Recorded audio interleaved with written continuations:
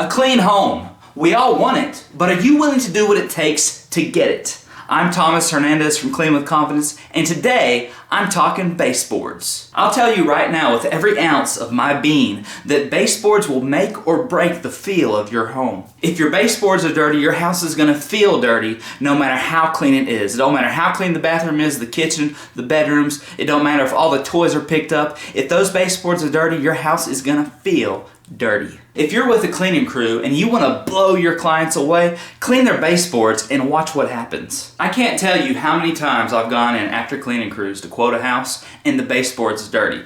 When I see that, I know immediately this house right here is ours, because we're going to be able to insert a level of freshness that these people have never experienced before, just from taking that extra step. So today I'm sending you on a baseboard binge, because I'm going to show you how to clean those baseboards with confidence.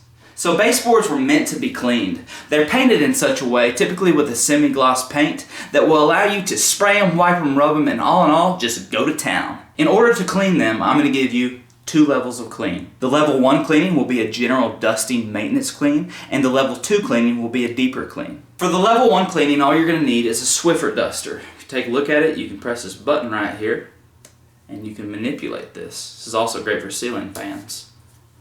You can fix it however you want it, kind of like this. And, boom, it extends so you don't have to bend over to dust it. You just walk by the baseboard and dust it.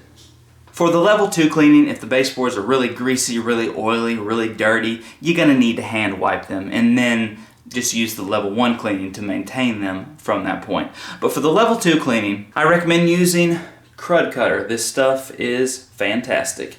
And a cloth to hand wipe with.